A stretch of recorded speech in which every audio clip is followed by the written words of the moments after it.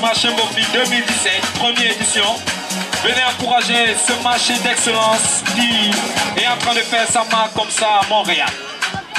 Notre maman, elle va nous parler de son expérience au marché Mbopi. Oui, bonjour à tous les invités. Tout ce dont vous avez besoin, même les anciens souvenirs, bons souvenirs comme ça, vous avez laissé au Cameroun, se trouve tout au marché Mbopi. Je vais m'occuper de ma viande. Merci. Merci.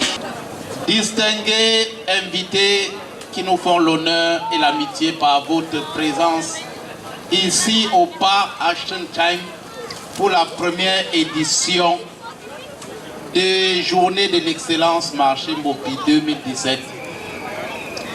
Tout l'honneur est pour nous qui vous accueillons ici et nous avons la conviction que vous allez vous sentir à l'aise pendant les quelques moments que nous allons passer ensemble. Mesdames, Messieurs, chers invités, chers lauréats, c'est avec un grand plaisir qu'au nom du marché Mbopi, je vous souhaite bienvenue à la journée d'excellence académique Mbopi 2017. Elle aurait pu se tenir dimanche passé, mais la pluie nous a imposé sa loi. Marché Mbopi entend faire de l'excellence scolaire dans la communauté son cheval de bataille. Aussi devons-nous encourager nos jeunes et adolescents en primant leurs efforts. Tout à l'heure, des prix et des certificats d'encouragement seront remis à certains d'entre eux. Nous comptons à l'avenir faire mieux. Nous comptons sur votre soutien et sur vos encouragements pour maintenir ce projet si cher à notre communauté. Nous tenons à remercier ceux d'entre vous qui nous ont aidés à organiser ce projet et tous ceux qui ont sacrifié leur temps pour assister à cet événement. Nos remerciements vont à l'endroit tout d'abord de mon cher et tendre époux, M. Mbanou Tchacham Claude, président fondateur du marché Mbopi, qui sans lui, nous ne serons pas là, nous ne serons pas ici aujourd'hui. Je remercie sincèrement M. Pierre, qui ne m'a jamais lâché depuis le début de ce projet. Je remercie le président du jury, M. Robert Djakou. Je remercie également tous les collègues ici présents, tous les enseignants qui ont travaillé fort pour pouvoir sélectionner les meilleurs. Je remercie également tous les comités d'organisation. Je pense au comité de barbecue. Madame Gaïa Nathalie, qui est empêchée pour le moment. Madame Feujo Clarisse. Madame Fanny Carole. Mademoiselle Laura, qui est aussi empêchée. Madame Sonzoa Siloni, empêchée. Le comité de sonorisation et de couverture médiatique.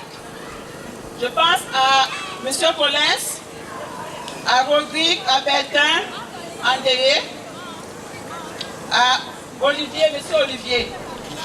Le comité de sécurité, Mathieu, Amandjaya, Francine, Nela Dali. Comité d'honneur, président Dundé, président Yemba, à tous nos invités. Je remercie également tous les invités qui sont ici présents aujourd'hui pour leur présence massive. Pour terminer, nous vous invitons à déguster le menu de notre barbecue. Nous avons aussi pensé à ceux d'entre vous si amoureux des produits de marché Mbopi. C'est pour cela qu'un déstockage massif vous est offert. Ne ratez donc pas cette occasion unique de vous approvisionner. Félicitations aux lauréats. Bonne fête de l'école. Bon appétit. Faites de bons achats. Je vous remercie. Bien. Je demande une fois de plus qu'on applaudisse pour la promotrice des établissements Mopi. Nous sommes là ce soir pour fêter l'excellence. L'excellence scolaire Marché Mopi en a fait son credo permanent. Aujourd'hui, nous sommes là pas seulement pour féliciter les lauréats, mais pour susciter des nouveaux lauréats à l'édition prochaine. Un promoteur de l'éducation qui va nous dire pourquoi il est intéressé par ce projet Excellence scolaire Marché Mopi. Monsieur Ndiaya, promoteur éducatif, nous te passons la parole. Chers frères, chères sœurs, chers enfants, bonjour. Aujourd'hui est un grand jour parce que le marché Mopi lance une activité qui est pour la première fois initiée à Montréal pour encourager nos enfants. Qui parmi nous n'est pas content quand son enfant rentre avec un bon bulletin? Mais il y en a qui naturellement le font. Il y a d'autres qui ont besoin qu'on suscite en eux cet engouement, cette envie d'être excellent. C'est ça que nous voulons fêter aujourd'hui. Et il a fallu que l'idée vienne de quelqu'un, de quelqu'une, comme Marché Mopi. Et nous sommes contents de participer avec eux aujourd'hui au lancement de cette activité. Nous voulons que nos enfants en profitent pour construire en eux l'envie d'être demain au devant de la scène. Même s'ils ne l'ont pas aujourd'hui, ils seront demain au devant de la scène.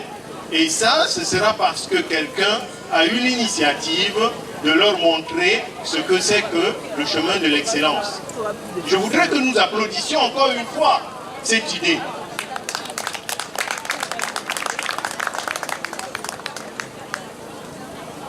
Je ne vais pas être long. Je vais nous souhaiter de profiter largement de cette journée, de cette soirée, et que nous, les parents, nous prenions sur nous que nous avons une responsabilité pour amener nos enfants vers cette excellence-là. Nous allons susciter ce soir en eux l'envie d'être meilleurs. Mais vous savez, nos enfants sont comme ils sont. Il faut qu'on le leur rappelle chaque jour. Donc, il faudrait que nos parents, nous prenions le flambeau après, de les maintenir sur cette voie de l'excellence pour que l'année prochaine, nous soyons contents de les voir ici sur le podium. Merci.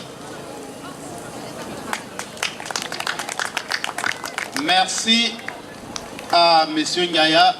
Je ne vais pas prendre le risque de commenter les paroles d'un sage. Je vais tout simplement dire qu'il a choisi d'accompagner l'excellence scolaire. C'est parce qu'il a compris que le plus grand héritage d'une jeunesse passée, c'est vraiment le fruit des conseils reçus des aînés. Aujourd'hui, nous avons la preuve. C'est à ma gauche, je voulais demander qu'on applaudisse très fort pour Constant qui est là. C'est un enseignant chevronné qui a fait partie aussi de jury et qui va vous donner quelques bribes de son expérience sur le terrain.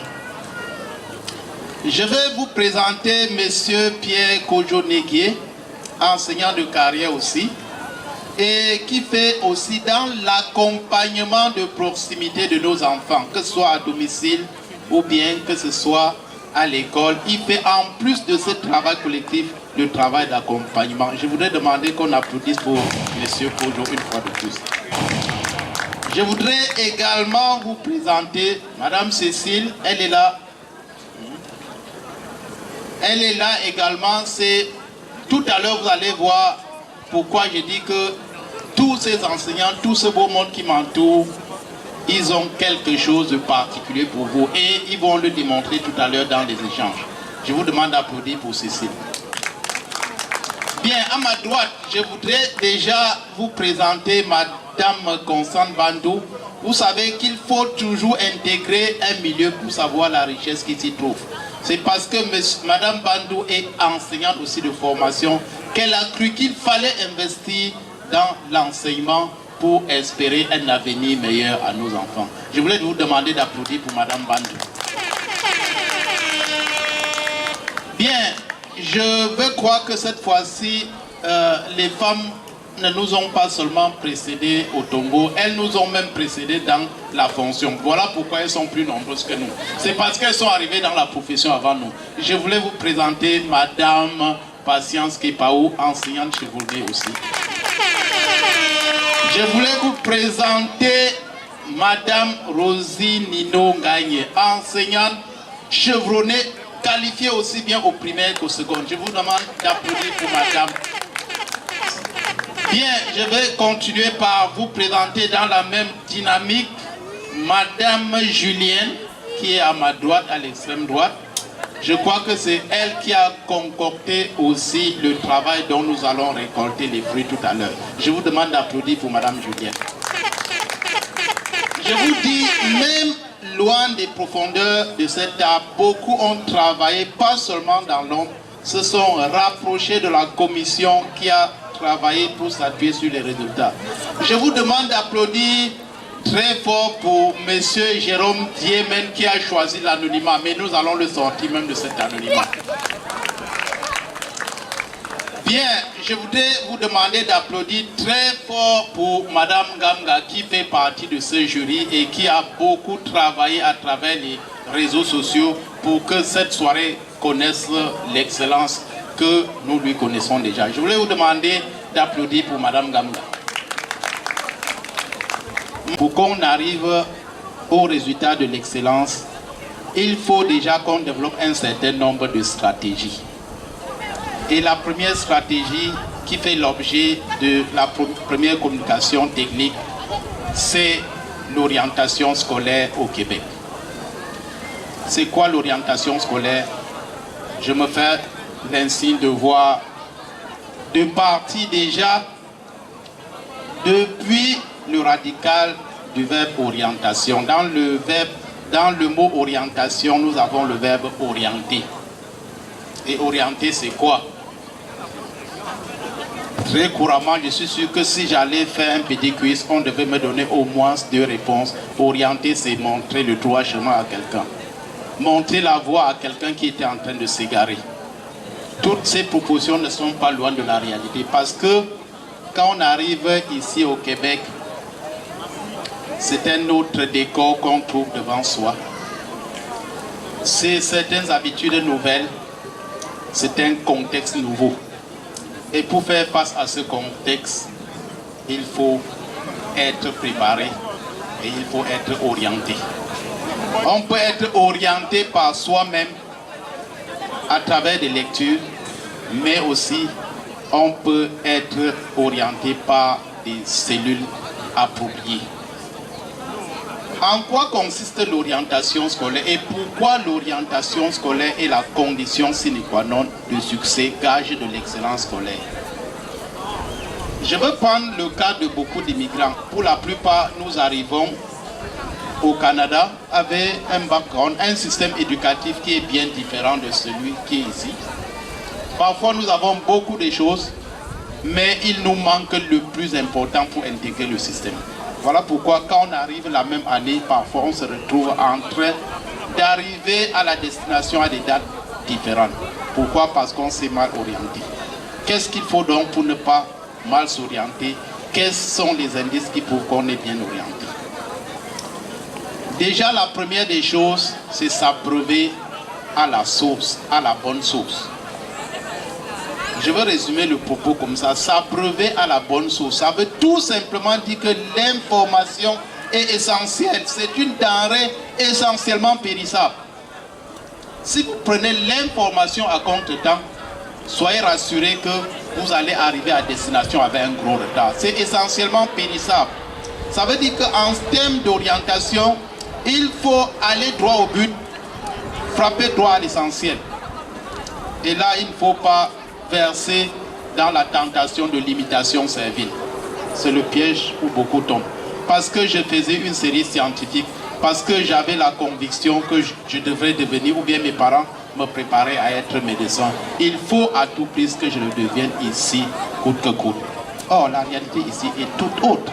Il y a tout un amalgame de séries ou bien d'orientation qui donne la possibilité à chacun de pouvoir faire et réussir ce qu'il veut. Voilà la première des choses. La première erreur où nous tombons, c'est qu'on veut faire telle chose. Je voudrais être diplômé de Polytechnique de Montréal. Ça, c'est mon rêve depuis. Comme je n'ai pas pu réaliser ce rêve au pays, vraiment, je vais le faire ici, coûte que coûte. Je vais être médecin à tout prix et à tous les prix. Voilà la première cause de l'échec de nos enfants. Faire parfois des disciplines pour lesquelles ils ou elles ne présentent pas suffisamment de dispositions. Je connais des élèves qui sont arrivés ici, ils ont pris ce qu'on a appelé des raccourcis pour faire un DEP. Aujourd'hui, après ce DEP, ils ont franchi le palier suivant, le DEC, diplôme d'études collégiales. Ils ont enchaîné par un bac. Mais certains arrivés ont dit bien, il me faut faire un bac en telle chose. Ils se sont camponnés à l'idée de départ, l'idée du Cameroun. Je veux faire un bac et un bac de Polytechnique. La suite n'a pas toujours été celui que nous attendions. Voilà encore une preuve que l'orientation est le fondement même du succès. Parce qu'on a raté l'orientation, on a raté le fondement. Une maison qui a raté au niveau de la fondation a toutes les chances de s'écrouler et de ne pas résister à l'usure du temps. Voilà pourquoi le conseil que je voulais donner, parce que je ne vais pas être très long, c'est de demander à nos parents, dès qu'on arrive dans un contexte comme celui-ci, de choisir la bonne information. L'information étant une denrée principale, l'information étant une denrée périssable, surtout en matière d'orientation, il faut la choisir au moment important. Et c'est à ce moment seul que nous allons à la fin récolter le succès qui est la fin de toute action éducative. Je vous remercie de m'avoir accordé une attention soutenue.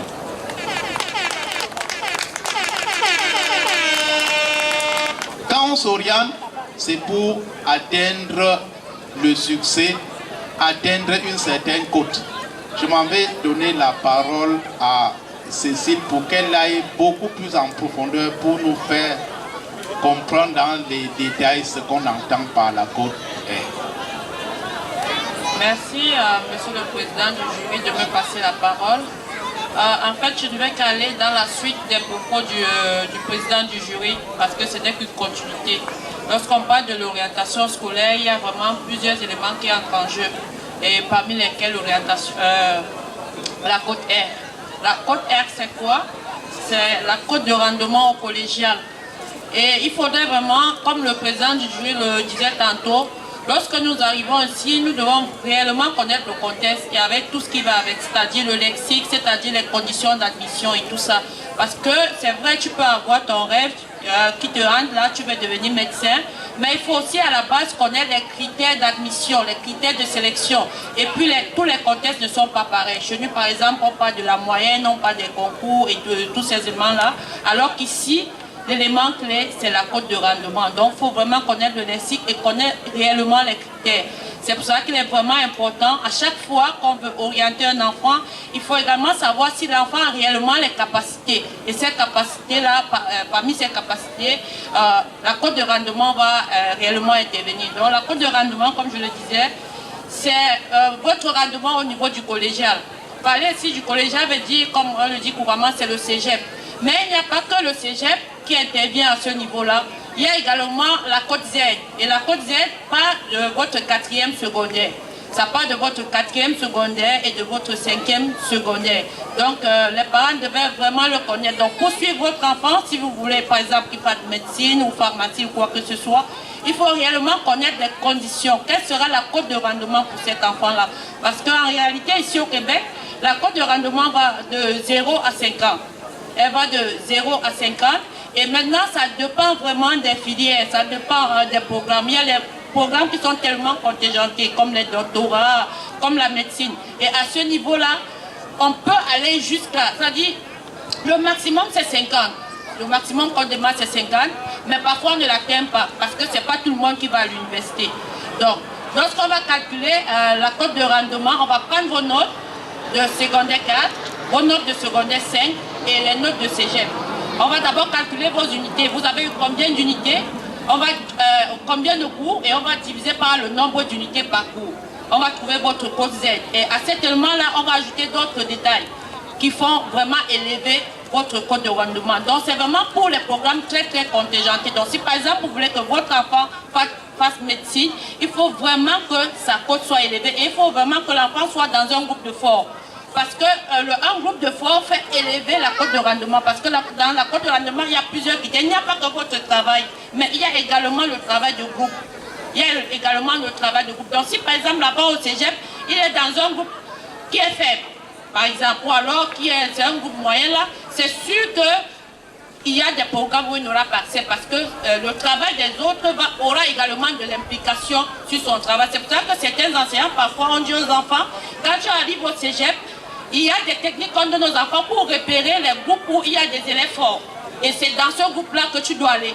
Tu ne dois pas aller dans un groupe de faibles parce que tu penses qu'arriver à ce niveau-là, tu vas avoir un certain niveau. Donc lorsqu'on va calculer ta cote de rendement, ton groupe va te ramener à la baisse. Et c'est sûr que tu n'auras pas accès à certaines filières. Vraiment là, c'est beaucoup plus pour les programmes contingentés. Et il faut faire très attention parce que si tu n'atteins pas, si on dit par exemple qu'il faut avoir 30 de cote de rendement pour entrer en faculté de médecine. Et ici, c'est pas comme, par exemple, chez nous, il faut faire des concours, quoi que ce soit. Si tu n'atteins pas ces cotes-là, on ne va pas te prendre. On ne va pas te prendre, tu n'auras pas accès. Et ici, on commence par le plus fort. C'est-à-dire, si le plus fort est à 35, ils vont aller, si on dit c'est 20 qu'on va prendre cette année en médecine, on ne va prendre que les 20 premiers. Et maintenant, il faut attendre que peut-être une personne désiste ou alors on se rend compte que vraiment là, il ne tient pas. Et à ce moment-là, on va l'enlever pour prendre la 21e personne. C'est ça vraiment les programmes contingentés avec la cote R. Donc c'est très difficile. Et moi, ce que je voudrais vraiment dire aux parents, lorsque vous avez des objectifs pour les enfants, il faut commencer à les suivre dès la base. Il faut également que les enfants évitent des problèmes de retard, les problèmes de comportement, les problèmes de troubles dans les classes et tout ça. Parce que tous ces éléments-là à la longue jouent également dans la cote R de l'enfant. Donc il faut vraiment commencer à suivre l'enfant de la base. C'est pas genre, l'enfant va se lever un jour et va dire je vais devenir médecin. Il ne pourra pas. Parce qu'on va regarder tout son parcours. Comment est-ce que se comportait, même déjà au primaire. Parce qu'ici, avec les programmes très contingentés, on va même jusqu'au secondaire 1, 2. On voit qu'on s'en fout, même si tu étais ado là, ils vont regarder. Si tu ne te comportais pas bien et tout ça, c'est sûr que ça aura vraiment de l'influence. Donc il y a déjà les groupes. Il faut que les parents essaient de demander aux enfants de choisir des groupes. Il y a vraiment des candidats très forts parce que c'est eux qui vont élever sa cote R. Parce que si tu es dans un groupe où les gens ne travaillent vraiment pas bien, c'est sûr que tu n'auras pas, ta cote R ne sera pas très élevée et tu n'auras pas accès à certaines filières. Donc merci pour votre attention. Voilà ce que je pourrais apporter comme contribution. Merci et bonne soirée. Je vous demande d'applaudir encore pour Madame Cécile parce qu'elle vient de percer l'abcès. Beaucoup de gens croient que faire médecine, c'est une génération spontanée. Non, c'est le fruit d'un travail ardu mais continu. C'est le fruit d'un travail continu. C'est pas comme dans des pays où bon, on se prépare en 2 semaines au concours du CUS. On est en stage bloqué 2 semaines, on a des cours de répétition et on va passer l'examen réussi. Non. Attention, là c'est un travail continu, ça s'étale sur pratiquement tout un cycle. Voilà pourquoi nous invitons les parents à la recherche permanente de l'excellence. La quête permanente de l'excellence va être notre souci permanent. Je m'en vais passer la parole à M. Constant qui va davantage nous édifier sur cette thématique. Merci beaucoup de me passer la parole. Mesdames et messieurs, chers invités, je vais intervenir sur l'intégration des enseignants immigrants au Québec. Et là-dessus, j'ai retenu 2 points. Je commence naturellement par une introduction. Puis en premier point, les premières démarches, ça va être quoi? Puis ensuite, l'intégration de l'enseignant qui vient du Cameroun en milieu scolaire. Alors, je m'en vais commencer. L'intégration désigne le fait d'entrer dans un tout, dans un groupe, dans un pays, etc. Dans un sens plus large, l'intégration est le processus qui permet à une personne ou à un groupe de personnes de se rapprocher et de devenir membre d'un autre groupe par l'adoption de ses valeurs et des normes de son système social. De nombreux enseignants qualifiés, choisis pour venir contribuer à l'économie du Québec, arrivent par vagues successives. Leur parcours d'insertion dans les milieux de travail comprend plusieurs étapes qui peuvent s'avérer difficiles. L'embauche des enseignants camerounais n'est pas un phénomène nouveau. Cependant, plusieurs enseignants chevronnés au Cameroun continuent de sombrer dans d'interminables jobs dans la manufacture sous prétexte qu'ils doivent retourner aux études et recommencer un bac en enseignement. Certes, la transition professionnelle ne saurait se faire sans heurts, car ils intègrent à la fois une nouvelle société, un nouveau marché du travail et un nouvel environnement scolaire. Notre intervention se limitera toutefois au parcours de l'enseignant qui débarque du Cameroun, de son arrivée au Québec jusqu'à l'exercice de ses fonctions en milieu scolaire. Les premières démarches. Je tiens à rappeler que les enseignants concernés ici sont ceux et celles qui ont bravé le DIPES 2 au pays et non ceux qui ont le DIPES 1. La première étape est la demande des équivalences de diplômes au ministère de l'Immigration et de l'Inclusion. Cette étape pourrait prendre quelques mois avant que le document soit délivré. La deuxième étape, c'est la demande de l'autorisation d'enseigner au Québec, communément appelé permis d'enseigner. La demande se fait au ministère de l'Éducation et de l'Enseignement supérieur et le formulaire de demande se trouve directement sur le site du ministère ou encore en se rendant au 600 rue Folum à Montréal. Quelques semaines après le dépôt de la demande complète, un avis d'admissibilité est émis et le candidat doit prendre un rendez-vous pour faire un test de français qui déterminera la suite. Le texte fait, puisqu'il s'agit de lui, est un test difficile. Mais il faut le dire, mais l'enseignant camerounais a cette chance qu'il a étudié en français. Cette étape est la pierre tournante, car c'est elle qui pose le plus de difficultés si aucune disposition n'est prise pour acheter des documents de préparation ou encore pour s'inscrire au cours de remise à niveau.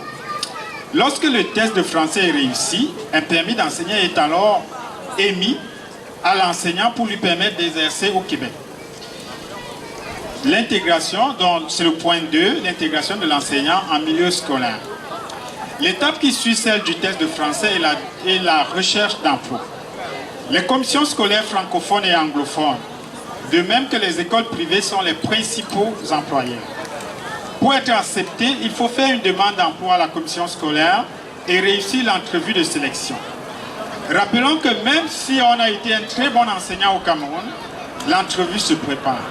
L'enseignant convoqué peut parler brièvement de son expérience au Cameroun, mais ce qu'on recherche, c'est de savoir s'il connaît son nouvel environnement de travail, la clientèle à laquelle il sera confronté, les méthodes pédagogiques en vigueur, entre autres, l'approche par compétence, ce qui revient toujours. Dans certains cas, c'est l'ordinateur qui sélectionne les mots-clés du discours de l'enseignant et détermine s'il a réussi ou pas son entrevue. L'enseignant qui réussit son entretien rentre dans la liste de rappel de la commission scolaire et commence par faire des suppléances à la journée. C'est une période très stressante parce qu'on ne sait jamais si on va appeler ou pas. Lorsqu'un poste se libère et que l'enseignant a le profil recherché, les ressources humaines le contactent pour lui proposer directement le poste ou alors pour le convoquer en entrevue et c'est ainsi qu'il obtient son premier contrat. L'obtention du premier contrat est généralement un moment d'euphorie car l'enseignant est fier d'être enfin titulaire d'une classe. Cependant, Le défi est bien plus important que la simple fierté d'entrer dans sa classe. Les élèves sont différents de ceux que nous avons eus au pays et du coup se pose le problème de gestion de classe. Le tableau noir de Nglemeduka est remplacé par le tableau blanc interactif. On n'a plus de surveillant général, mais des intervenants en psychoéducation ou des éducatrices spécialisées. Que faire? Il faut s'intégrer dans les milieux, comprendre l'école, comprendre comment l'école fonctionne, comprendre comment gérer une classe, comprendre le rôle des intervenants. Des documents à cet effet sont disponibles sur Internet ou dans des bibliothèques. Ce que je peux donner comme conseil ici, c'est que vous ne devez pas laisser quelqu'un d'autre faire votre travail. Les sorties de classe sont à proscrire. Il faut travailler de concert avec les intervenants pour vos élèves qui ont des besoins particuliers. Parlez avec vos leaders négatifs en classe et concluez des ententes avec eux. Élaborez les règles de fonctionnement de la classe dès le début du contrat en lien avec le code de vie de l'école et appliquez-en les conséquences de façon constante et juste. Limitez vos enseignements magistraux à 20 minutes d'explication et laissez travailler vos élèves, puis corrigez le travail. Dînez avec vos collègues de l'école et discutez avec eux. Impliquez-vous dans les activités de l'école. Prenez votre place dans les comités. L'enseignant qui obtient un premier contrat de plus de 5 mois doit être évalué par la direction de son école et les résultats de l'évaluation sont transmis aux ressources humaines de la commission scolaire. Lorsque l'évaluation est positive, l'enseignant accède à une liste de priorités d'emploi et lorsqu'elle est négative, il reste dans le bassin des suppléants. Il est important de préciser que l'enseignant qui a obtenu son autorisation d'enseigner au Québec doit renouveler ce document après 5 ans, à moins qu'il n'ait complété les cours à l'université et qu'il ait été évalué 2 fois en milieu de travail. En conclusion, l'intégration de l'enseignant immigrant est un parcours du combattant qui ne se fait pas sans heurts.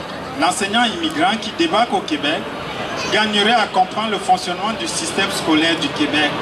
Et je vous remercie. Bien, je vais demander qu'on applaudisse pour M. Constant parce que le travail, le chemin de calvaire de l'enseignant, beaucoup l'ont vécu. Alors, merci beaucoup Robert pour m'avoir passé la parole. Je vais vous parler des facteurs de la réussite scolaire. Souvent quand l'enfant ramène son bulletin, on dit non, il n'a pas bien travaillé, le professeur, c'est peut-être la mère, le père qui devait s'en occuper, c'est parce que du travail, tu rentres tard. Alors, le premier facteur est l'harmonie familiale. Alors, les familles où on se chicane tout le temps prédisposent l'enfant au décrochage scolaire. Donc, il ne va pas avoir à mieux travailler à la maison, il n'a pas de cadre de travail. Il y a la stabilité au niveau du logement. Cette année, on est à Vieux-Saint-Laurent. L'année prochaine, on est à Mont-Tremblant. L'enfant perd ses amis et finit par croire que l'école, il est triste à l'école, il dit je n'ai pas d'amis, il est tout le temps dans un nouvel environnement. Donc tout cela est à éviter. Il y a la collaboration avec l'école, deuxième facteur. Collaboration avec l'école et l'enseignant ou l'enseignante. Il y a des parents qui ne lisent pas les agendas des enfants. Les messages envoyés de l'école attendent 2 semaines, 3, parfois des mois, pour une raison qu'on ne comprend pas. Parfois l'enfant a mal travaillé, il a une mauvaise note. Le parent débarque à l'école avec une agressivité, une colère sans merci. Alors tout cela invite les parents à être beaucoup plus courtois, avoir une approche de dialogue. Ensuite, la communication avec votre enfant. Il faut connaître l'enfant, lui demander qu'avez-vous fait à l'école aujourd'hui, comment t'es-tu senti à l'école, as-tu bien compris la leçon, qu'est-ce que tu n'as pas compris. C'est la communication avec les enfants. Écouter l'enfant, c'est la règle d'or. Ne pas chercher à faire pression sur l'enfant, à lui donner des coups éventuellement, parce que ça ne va pas aider. Il faut comprendre parce que c'est un être complexe qui a ses émotions, qui a son vécu à l'école, à la maison avec les frères et sœurs, ainsi de suite. Ensuite, de l'aide aux devoirs. Est-ce que si on a communiqué avec son enfant, l'enfant n'a pas fait ses devoirs? C'est le rôle du parent. Je vais vous dire qu'au Québec, en réalité, l'enfant a 30% de travail, les parents ont 30% et l'école a 40%. Donc si un enfant n'a pas le soutien de ses parents, alors imaginez-vous à l'école, Cécile vient d'évoquer également tout à l'heure avec Constant, si l'enfant est en trouble déjà, et l'enseignant ne va pas finir le programme ou ne pas suivre les enfants, pour tout genre de raisons. Il y a un enfant qui a niaisé, il fallait une intervention, on a arrêté le cours, n'est plus faible des coachs. Donc c'est cela. Donc, il y a encore les récompenses positives pour l'enfant. Récompenser l'enfant lorsqu'il a bien travaillé et lui dire clairement quelles sont les conséquences qui l'attendent lorsqu'il n'a pas fait ses devoirs. Il faut que ce soit clairement exprimé par les parents, les attentes des parents. Si on n'est pas capable de le faire parce qu'on travaille de nuit ou bien on est malade, alors comme on vient de le dire tout à l'heure, il y a des services d'aide aux devoirs à l'école et nous en avons développé également dans la communauté. Surtout pour les récompenses, restez cohérent. Ne dites pas à l'enfant, lorsque tu as 90%, je vais t'acheter une bicyclette. Et lorsqu'il a 90%, il dit, oh, j'ai beaucoup de dépenses à faire. L'enfant va constater immédiatement que le parent n'est pas cohérent. Il va dire, rien ne s'est passé. Alors donc, n'oubliez pas que les enfants ont les bonnes notes pour leurs parents. Jusqu'à un certain âge, même au secondaire, ils travaillent pour faire le plaisir des parents.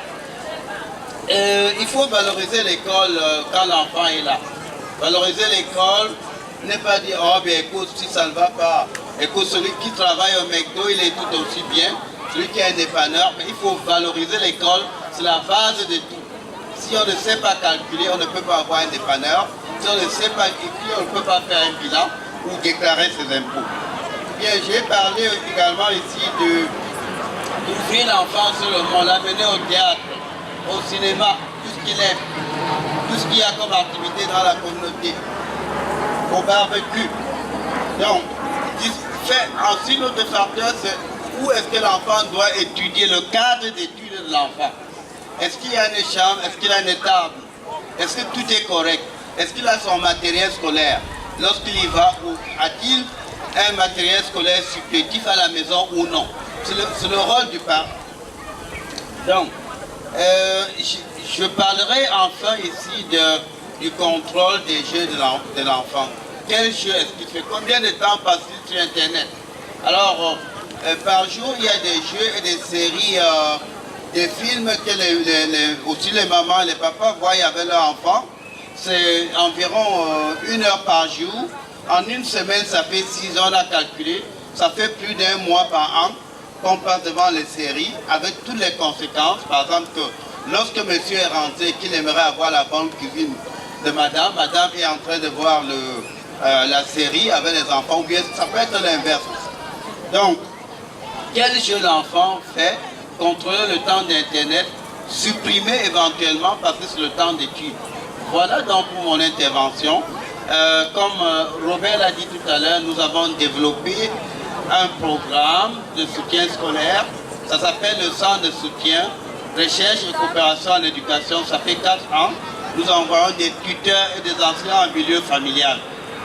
Je vais laisser des dépliants ici, acquis des droits. Je vous remercie. Mais les concernés au second plan, ils sont 2. Je m'en vais inviter ici sur le panel Monsieur Ken qui va nous partager son expérience d'étudiant au Québec. Quelles sont les difficultés auxquelles il a pu faire face? Comment est-ce qu'il a fait pour vaincre les difficultés que beaucoup n'ont pas réussi ici au Québec? Nous allons très humblement demander à Monsieur Ken de nous livrer son secret. Monsieur Ken, tu as la parole. Bonjour à tous. Merci Monsieur Ndjakou pour la parole. Merci Maman Florence pour l'invitation. Mais bon, je vais parler un peu de trois choses aujourd'hui, trois choses que je juge assez importantes. La première chose, c'est la mauvaise conception que certaines personnes ont de l'école, surtout l'université. Après, je vais me concentrer sur quels sont les pièges, quels sont les petits pièges à éviter. Si un enfant veut réussir et tout, sur quoi je juge qu'il est bon de se concentrer. En fait, la seule question que je me suis vraiment posée, c'est de savoir quelle est la matière que je me vois étudier à 2 h du matin. C'est ça. Donc bon, ça c'est pour dire que ce qu'on choisit au départ, ça c'est une des mauvaises choses à l'école, ce qu'on choisit au départ ne donne pas forcément une passion et tout, mais le but c'est toujours de se chercher et tout pour à la fin trouver ce qu'on aime vraiment. Un exemple, il y a des gens qui sont avec nous en ingénierie, il y a un qui avait commencé et tout, il a commencé avec nous et puis après maintenant il a appliqué en même temps en médecine à Sherbrooke, il a été pris et puis pendant sa première année directement, il est parti à la place en médecine. Il y a plein d'histoires comme ça de gens qui commencent, ils font 5 ans dans un programme, puis maintenant après ils changent et ils vont dans un programme qu'ils aiment. Donc ça peut varier. Je veux aussi dire que la deuxième mauvaise conception en fait, c'est quoi? C'est que l'école en fait n'est pas forcément ce qu'on dit qu'elle est. On va dire par exemple, surtout les parents vont nous parler de l'école comme la route vers le paradis. C'est pas toujours ça en fait. L'école reste d'abord une entreprise et une source de profit. Donc en fait l'école agit souvent comme une agence de placement. Ils prennent des étudiants qui vont, ils vont les mettre dans l'industrie et tout. Et puis bon, en fait, parce que ça la bénéficie, après ils ont des contrats avec l'industrie. Il y a aussi les profs qu'on a qui ne sont pas forcément très bons, qui ne sont pas forcément toujours des bons profs et tout, mais qui sont là parce qu'ils ont un bon parcours scolaire ou parce qu'ils font de bonnes recherches. Et puis, à la fin, il y a aussi une administration qui n'est pas toujours là pour forcément aider, mais qui vont faire tourner, faire prendre des cours et tout, et qui vont juste pour que vous payez. Donc ça c'est différents trucs que j'ai remarqué à l'école qui m'ont déçu. Par contre, c'est pas parce qu'il y a des mauvais aspects des écoles que c'est forcément mauvais. L'école nous utilise, mais on peut aussi utiliser l'école à notre bénéfice. Il y a tellement d'opportunités à l'école, peu importe le profil. Il y a différents pièges que j'ai remarqués durant mon parcours scolaire. Un des pièges, c'est souvent les bons concepts. Il y a des gens qui vont vous dire que l'école, machin, je sais pas, c'est pas très bien et tout. Fais ton business sur le côté, tout ça, tu peux devenir riche. L'école, ça sert à rien. Eux, on dit ça, mais c'est faux. Eux, on vend des discours de facilité. Et moi, je trouve qu'il ne faut pas tomber là-dedans. Il y a beaucoup d'exemples dans lesquels on peut se tomber. Des gens comme Primerica, ACN et tout, qui vont nous vendre la facilité et tout, alors qu'il n'y a rien là, quoi. Un autre piège à éviter, moi je juge, c'est les faux exemples. Surtout par exemple, que ce soit les artistes qu'on voit aujourd'hui, par exemple les rappeurs et tout. Je pense que ça c'est un truc qu'il faut aussi éviter, qu'il faut faire très attention. Je dis ça surtout aux parents qui ont des enfants en bas âge. Moi je trouve que c'est quelque chose qu'il faut surveiller, auquel il faut faire assez attention parce qu'on s'identifie souvent beaucoup à eux. Maintenant après, mon troisième point, c'est sur quoi se concentrer pour bien utiliser l'école. Pour moi, pour bien utiliser l'école, il faut d'abord faire un travail sur soi, se connaître davantage, passer la plupart de son temps à s'étudier, voir ce qu'on aime, et puis voir qu'est-ce qui nous motive vraiment chaque matin. Maintenant, après, une fois qu'on a découvert ça, une fois qu'on se connaît bien, après, on peut étudier ce qu'on aime, penser à des projets à faire et voir comment maintenant l'école peut nous être utile dans cette direction-là. Il y a aussi un truc que j'aimerais dire, c'est qu'il ne faut pas seulement penser à ce qu'on veut être. Comme par exemple, les gens disent « Oh, je vais être ingénieur et tout, je vais avoir la bac ». Mais c'est pas seulement ça. Moi, je pense que c'est beaucoup plus, il faut penser à ce qu'on veut faire, ce qu'on aime, ce qu'on est à l'aise à faire. Et puis maintenant, en pensant à ce qu'on peut faire, ça nous aidera aussi à penser à ce qu'on pourra être. Donc une fois que c'est fait, il faut développer des objectifs et ne jamais limiter ses ambitions. Donc bon, ça c'était un peu mon témoignage, mon témoignage sur mon modeste parcours. Le dernier conseil vraiment c'est apprendre à se connaître, fixer un objectif et utiliser l'école comme tremplin pour aller vers cet objectif. Merci de votre attention. Comme Ken, j'ai vu que Ken a beaucoup parlé du parcours universitaire, du parcours après le secondaire. Moi je vais commencer un peu plus avec le parcours du secondaire. Parce que très sincèrement je pense que c'est la base des choses en fait. Parce que si le jeune, l'enfant, on lui permet quand il est encore au secondaire, de prendre le bon beat, comme on dit, de prendre la bonne mesure des choses, de s'habituer au travail, de s'habituer à croire en lui et de rêver, c'est que finalement quand il va arriver à l'université, ça va devenir une belle routine pour lui. Donc, et souvent, quand ils voient que vous ne maîtrisez pas ce qu'ils sont en train de vous dire, ils vous poussent vers ce qui est facile. Et souvent, ce qui est facile ne vous permet pas d'entrer dans les programmes plus contingentés après. Donc, si tu fais l'erreur quand tu arrives de directement aller comme ils te disaient que non, comme tu ne comprends pas bien là, prends plutôt ce programme. Je prends l'exemple de SN et CST. C'est le niveau de maths dans secondaire 4. Quand tu fais ton test par exemple, si tu ne t'es pas bien préparé et que ta note est un peu... et qu'ils ne maîtrisent pas ta note, ils vont directement te dire que va en CST. Mais si tu ne sais pas qu'en faisant CST, tu ne peux pas par exemple entrer dans des programmes comme actuariat, médecine, finance, il y a beaucoup de programmes qui demandent un certain niveau de mathématiques que si tu n'as pas fait au secondaire, tu ne pourras pas faire ça quand tu seras à l'université. Donc, si le jeune, on ne lui dit pas ça, que vraiment, si tu fais ça, demain ça va te bloquer telle porte, ou bien si les parents ne le savent pas et qui n'ont pas assez cherché l'information, on va se dire que non, ça va, on va le laisser là-bas. Et quand il va avancer, il va à un moment donné dire que bon, je vais appliquer un tel programme quand il sera en secondaire 5. Et en secondaire 5, la même orientatrice va lui dire que les maths que tu as fait ne te permet pas d'entrer le programme que tu vas appliquer. Donc finalement, au lieu de l'orienter vraiment comme il fallait, c'est comme si il est obligé, on peut dire obligé d'aller finalement dans ce programme-là. Donc moi dans mon parcours, quand je suis arrivé, mon test de mathématiques n'avait pas été très très concluant, hein, c'était pas très performant. Mais au fond de moi et mes parents, je savais que j'étais assez fort pour faire ce que je voulais faire. Donc il a fallu faire beaucoup de pression à l'école et dire que non, l'enfant va plutôt aller dans tel programme parce qu'on veut qu'il fasse telle chose. Mais il faut aussi écouter l'enfant parce que si l'enfant lui-même ne sent pas qu'il peut, il ne faut pas mettre trop de pression non plus. Donc c'est une discussion qu'il faut que les parents aient avec l'enfant aussi pour voir où est-ce qu'il veut, qu'est-ce qu'il veut faire. Et une fois qu'on permet à l'enfant qu'on suit l'enfant comme il faut et qu'on lui permet de prendre cette base, d'avoir les bons cours, qu'il ne lui ferme aucune porte. Parce qu'il peut avoir tous les cours, je prends mon exemple, les cours de maths, de physique qu'il faut, mais quand il arrive au moment de choisir, ce qui lui plaît peut-être c'est quelque chose de plus littéraire, c'est quelque chose où on n'a pas besoin de tous ces cours, tant mieux. Donc on l'encourage, il continue vers là, mais au moins on est sûr que si un jour il veut changer de domaine, il n'aura aucune porte qui sera fermée. Donc c'est une précaution et en faisant ça, le jeune est assez travailleur. Une fois au cégep, bon, moi ce que je voulais faire, je le savais depuis. Et c'était peut-être un avantage pour moi parce que beaucoup de jeunes n'ont pas souvent cette chance. Souvent on ne sait pas exactement ce qu'on veut faire.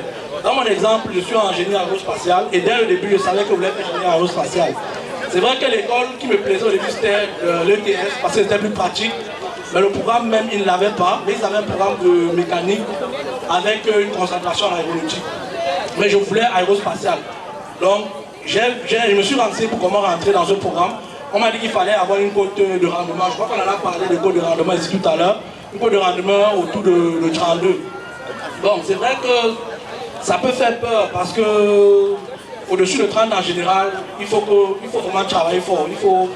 Il faut y croire, il faut avoir beaucoup de confiance en soi, il faut étudier. Et souvent quand on arrive au cégep, 17, 18 ans, les jeunes garçons, les jeunes filles, parfois on ne sait pas trop et on peut être un peu. Donc il faut savoir ce qu'on veut faire et savoir qu'on va travailler pour ce qu'on veut faire. Donc moi c'est ce que je me suis dit, je savais où je voulais aller, je savais que ça ne serait pas facile. J'ai dit que je fais les efforts. Parce que comme Ken l'a dit tout à l'heure, l'éducation c'est un investissement. Donc il me dit que si mes parents investissent sur mon éducation et que moi j'investis mon temps dessus, plus tard ça va payer. Et aujourd'hui je vois que ça s'apprête à payer, donc j'attends que ça paye bientôt. Donc pour les autres, donc c'est ça. Et il faut croire à tous les rêves qu'on a. Il faut pas se dire que je vais faire médecine par exemple. J'ai connu beaucoup d'exemples comme ça. Des étudiants qui voulaient faire médecine, qui se battaient, qui travaillaient fort, qui avaient des insomnies, qui ne dormaient pas, qui faisaient tout ce qu'il fallait et qui n'arrivaient pas à avoir le 33, le code qu'on demande souvent. Et sincèrement c'est frustrant, c'est décourageant même parfois. Dans ces moments-là, il faut que les parents soient là pour accompagner l'enfant, lui faire savoir que l'essentiel d'abord c'est que tu as fait les efforts comme il faut. Et ensuite, il ne faut pas lui dire, en fait, il faut qu'il sache que beaucoup d'étudiants qui entrent en médecine rentrent souvent en étant déjà à l'université. C'est-à-dire que si tu le rates au cégep, il faut chercher un programme alternatif dans lequel tu vas pouvoir avoir des bonnes notes. Donc te situer dans les B+A en montant. Et comme ça, tu peux réappliquer. Donc il ne faut pas croire que tu as tellement travaillé au cégep, tu n'es pas entré. Pour toi, c'est un rêve épuisé, ta vie s'arrête là, qu'est-ce que tu vas faire et tout ça. Parfois, mentalement, si on est passé fort, on peut être vraiment très abattu, surtout quand on sait qu'on a fait beaucoup d'efforts. Donc, le côté mental, il faut savoir qu'il y a beaucoup de vertus, beaucoup de portes, qu'il ne faut pas se fermer les portes. Savoir que, où que ce soit qu'on s'en va, où que ce soit qu'on s'en aille, il faut toujours savoir que si on maintient les bonnes notes, à tout moment, on peut aller vers quoi on rêve réellement. Bon, moi, ça n'a pas été mon cas parce que je savais exactement où je m'en allais, mais j'ai connu beaucoup, même dans le programme en arrivant avec moi, qui pour eux, l'aérospatiale était finalement un second choix, qui sont entrés dans le programme, qui ont maintenu les bonnes notes.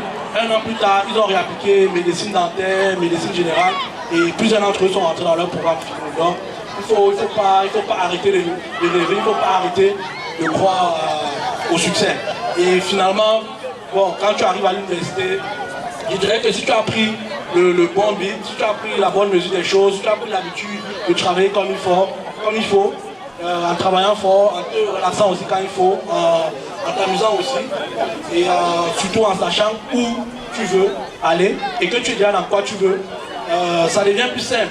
Parce que tu sais finalement ce que tu fais. Et ça devient beaucoup plus simple de t'investir et d'investir ton temps sur tes efforts.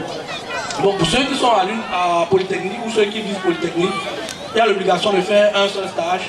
Mais moi je conseille de faire le plus de stages que tu peux. Il ne faut pas avoir peur de dire que je vais faire plus de temps à l'école, mes amis vont graduer avant moi, je suis déjà vieux, je suis.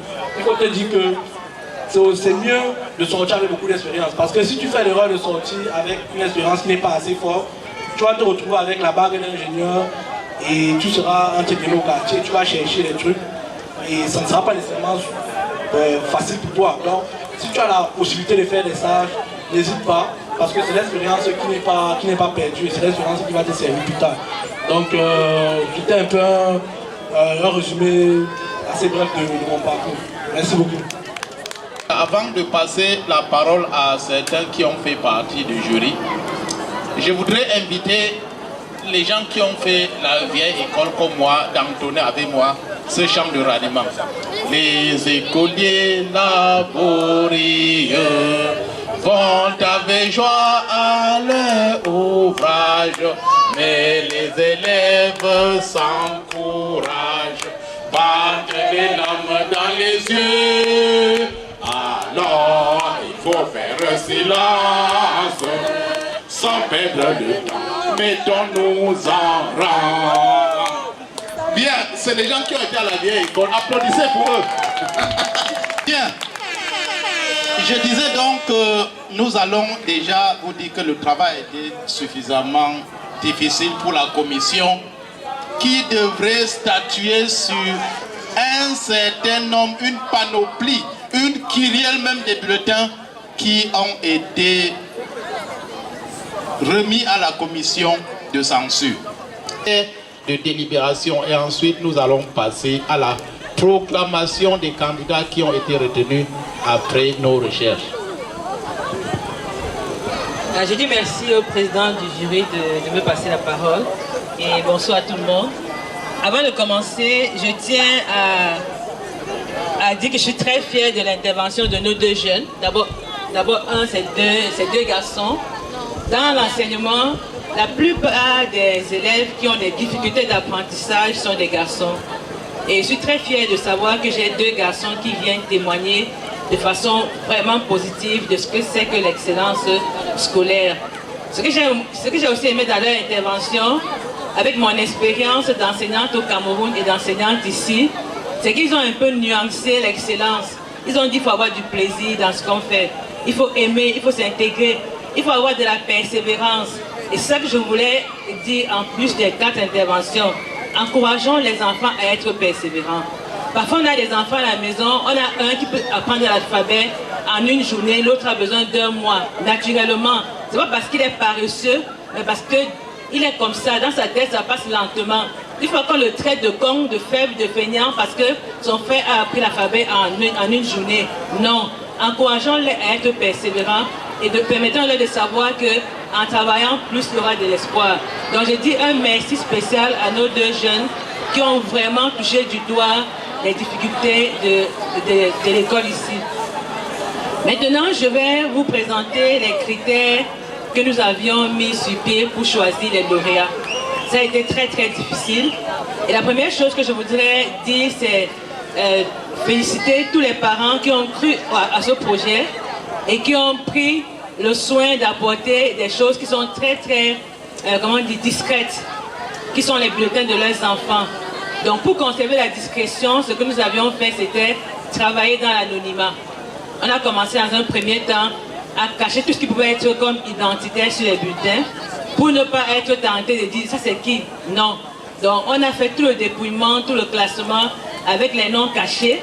C'est à la fin, quand il fallait lister, après avoir numéroté qui était excellent dans son groupe, qu'on a ouvert et on a vu à c'était l'enfant qui a eu le premier prix. Ça c'est la première chose. Et en tant qu'enseignante aussi ici et au Cameroun, il y a ce qu'on appelle le bulletin unique. Le bulletin unique, c'est qu'on fait la moyenne de tous tes résultats avec les coefficients et ça te donne ta moyenne de fin d'année. Mais ici, c'est pas ça. Ici, au primaire, par exemple, un enfant qui est en échec en français est en échec. On passe avec le français au primaire ici. Maintenant, quand tu es bon en mathématiques, ça bonifie. Donc, tu es comme un peu plus classé parce que tu es bon en français et en mathématiques. Mais il faut que tu réussisses ton cours de français. Donc, on regarde principalement 2 matières, français et mathématiques. Et ce qui est vrai, c'est quoi? C'est qu'un enfant qui réussit très bien en français va réussir en univers social, va réussir en éthique, va réussir dans d'autres matières. Donc, c'est vraiment porteur. Et notre jugement a été orienté aussi de cette façon-là. On a commencé par se pencher sur les notes de français et de mathématiques. Et puis, on s'est rendu naturellement compte que ceux qui ont été choisis sur ce critère-là ont effectivement eu des meilleures notes dans les autres matières. Donc, sans plus tarder, je vais vous dire qu'on a reçu plusieurs bulletins. Il y a ceux qui ont le méritage, qui sont premiers, et il y a ceux aussi qui n'ont pas démérité. Donc, chacun, plusieurs seront récompensés. Dans les prix sont classés en 2 grandes catégories. Le méritage pour les excellents, et puis un prix pour ceux qui n'ont pas démérité, qui étaient proches aussi d'avoir de l'excellence. Et nous encourageons les parents, comme l'a si bien dit mes collègues et les jeunes, à soutenir les enfants à la maison. Parce qu'à l'école, on dit, ce n'est pas grave. Tu fais n'importe quoi. Non, ce n'est pas grave. Tu as fait de ton mieux. Non. Le mieux là, parfois le mieux là n'est pas son mieux. Son mieux peut être plus loin. Donc, encourageons les enfants à aller vraiment en profondeur pour nous apporter de très bons résultats l'année prochaine. Donc, félicitations à tous les enfants ici présents qui ont participé. C'était de très beaux bulletins. Merci. Le marché Mbopi a mis les petits plats dans les groupes pour primer les meilleurs. Et cette fois-là, les primes vont de 125 $ pour un lauréat du supérieur à 50 $ pour un lauréat du primaire. Nous n'avons pas oublié les gens disciplinés du culte d'enfants. Leur simple présence avec leur interaction au culte d'enfants et leur discipline de groupe nous ont permis de leur offrir une prime spéciale de 25 $, dont les meilleurs enfants du culte d'enfants parce qu'ils sont disciplinés, parce qu'ils ont assidu ils ont également reçu des primes d'encouragement de $25. Oui, bien, au niveau de l'université, nous avons donc primé 3 candidats. De la multitude des bulletins que nous avons reçus, nous avons primé 3 candidats. Et je vais commencer par inviter tous ces gens-là à la lecture de leur nom, de venir devant le panel et nous allons charger quelqu'un de se payer le plaisir de leur remettre leur lot et leur diplôme, parce que le marché Mopi n'a pas seulement choisi de les primer, d'accompagner leur prestation d'un diplôme. Et à la lecture de leur nom, je vais demander où qu'ils se trouvent de se présenter devant le panel.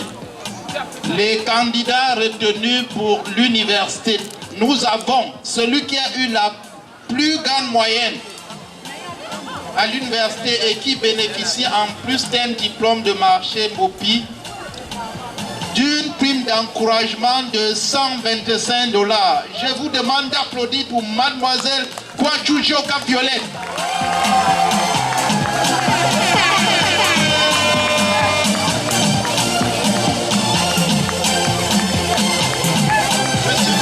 C'est le patron des établissements marché Mopi, à tout seigneur, tout honneur. Nous allons demander aux promoteurs de marché Mopi de donner cette prime aux meilleurs candidats du cycle universitaire avec son diplôme. Mademoiselle Kwachou Violette, vous avez $125 prime d'encouragement du marché Mopi, accompagné d'un diplôme. Et je vous...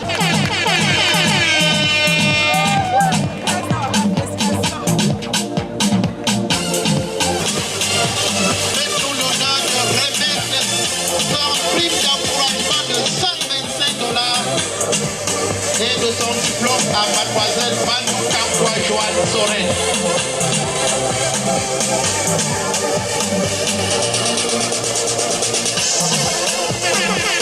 Sapia Jeff William, prime d'encouragement $125.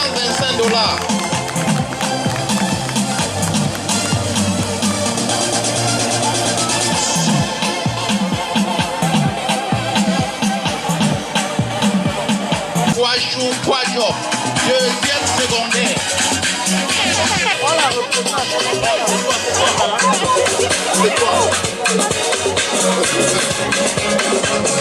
Quatrième secondaire, le président Zamboki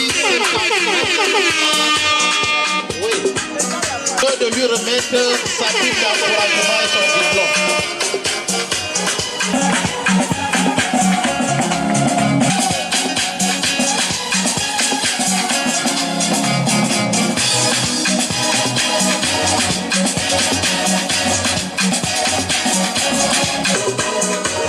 Voilà, mademoiselle Ganou, une prime d'encouragement.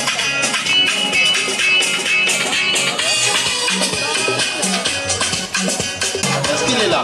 Jean-Luc?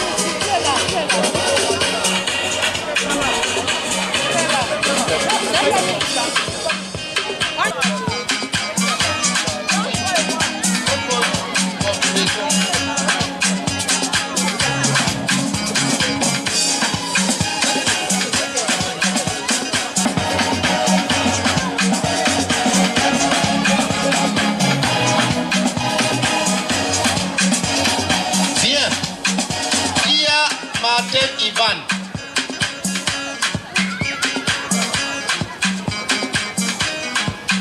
Wandje non pas Walter Aaron. Ils étaient montés avant moi, mais face à la fin pour moi. Je vais commettre un attentat, face à la fin pour eux. Bien, maintenant nous tirons vers la fin de notre cérémonie d'excellence. Le dernier point qui va nous occuper maintenant, c'est le barbecue. Et nous allons vous demander de vous sentir à l'aise. Si vous avez aimé, tant mieux. Si vous n'avez pas aimé, dites-le nous Et nous allons nous améliorer pour les échéances à venir. Mesdames et messieurs, sentez-vous à l'aise et rendez-vous l'année prochaine à la même date et au même lieu. Je vous remercie. La magie voici la magie. La vraie magie c'est le travail. Travail mon ami. Voici la magie. Voici la magie. La vraie magie c'est le travail. Travail mon ami. La vraie magie c'est quoi? C'est